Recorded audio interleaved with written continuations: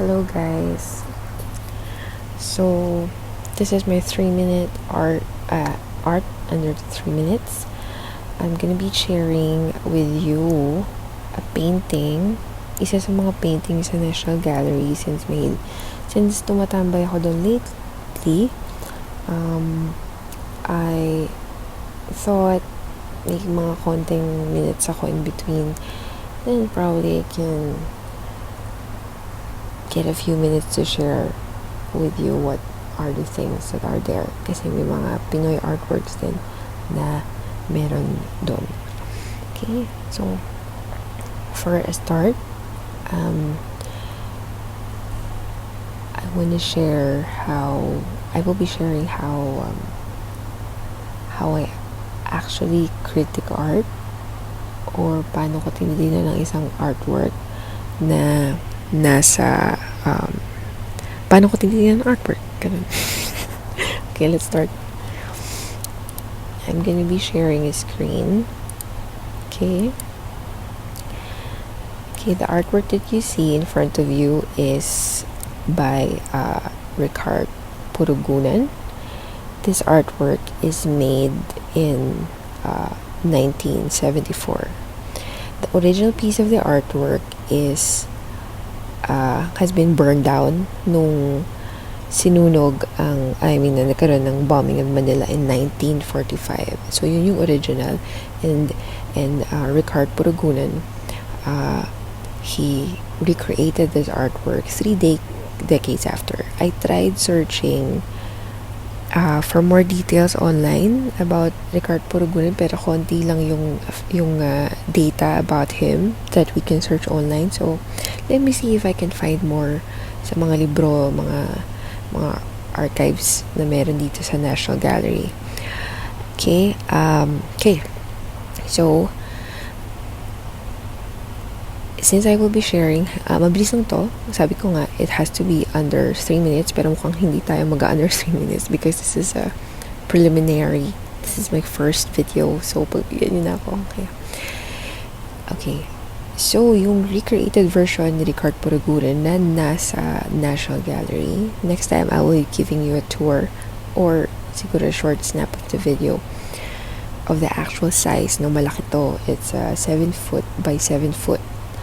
Siguro yung tansya ko, 7 foot by 7 foot. Halos maliit lang siya ng konti sa Spolarium, if you know Spolarium, sa National Museum of the Philippines.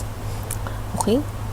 So, first, what do we do when we see an artwork? So, hindi naman lahat sanay. Actually, hindi naman lahat nagpunta ng art school. And in art school, we've been taught simple ways to start how to look at an artwork, and it doesn't happen overnight, yung akin, how I see artwork and how I criticize it took me quite some time bago ko naintindihan paano ko siya titignan my own way. So this is how I look at artwork. First, you have to critique it with the things you see in your eyes. Okay, what do you see in your eyes? You notice the details, you see the colors, see the shapes, and see the form. So that's the first thing. And then, kapag na-criticize mo na, hindi ako mag-criticize ngayon kasi art under 3 minutes lang tayo.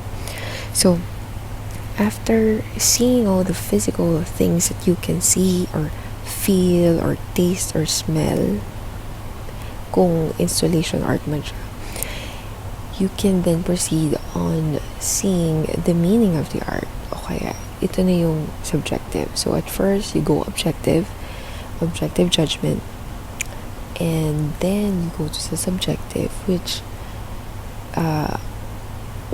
begs the question, what the art makes you feel. No? Paano natin ipupul yun kung wala tayong masyadong alam sa artwork? Usually sa mga museums, meron namang mga label, you can read a little bit of that, pero kung ayaw mo talaga ng may background, gusto mo lang makuha yung pure reaction of yourself, yung pure sentiment mo without any influence of history or whatsoever, okay lang din. So subjectively, what does the artwork make you feel? How does the color make you feel? The movement make you feel? Does it remind you of something? Does it remind you of home? Does it remind you of struggles? No, for example, this one, if you can focus your eyes here, this guy, mukhang sinusuhulan niya to. This guy, this officer, mukha siyang officer, no? By the way, this artwork pala is about the Japanese occupation. It's probably the artist's sentiment about the colonizers of his country, which is the Philippines. And for this case, it's the Japanese soldiers. Makikita natin dito as protagonist. So going back to this mukhang feeling ko local guy to. No, that's a local guy. And sinusuhulan niya itong officer na to. And then in the end, this officer is reprimanding, being very commanding and scary to this character here. Yan. And what does that remind of me? It's an ugly truth that happens every now and then. Mga betrayal and dirty form of justice. In short, injustices din kung ganon. Dirty form of justice na merong favored. So that's one. And another thing is you can see, this is the thing about artworks na malalaki and full of details. Every kanto, meron kang makukuha from them. Okay? And this particular spot here is also interesting. Diba? Kasi it's very intense, Meron pang guy na nakahang lang on the air. Okay. What happened? Nagtutulakan ba sila? Nag-aaway ba sila? And this guy, itong guy na to, he seems to he seemed like he wanted to help this guy, pero nahulog siya. Right? Ang dami, no? And may dala-dala silang mga bigas, no? Yan. These guys are running towards this. Okay. Syempre, hindi ko pwedeng gawin to sa actual artwork, yung mga drawing. Kaya maganda rin na may ganitong part. Okay, so what does it make you feel? How do you interpret the emotions in it? That's another way of criticizing an artwork. So again, first you can go objectively, whatever you see, the colors, the foreground, the the midground, and the background. Ito yung background sa likod. Okay?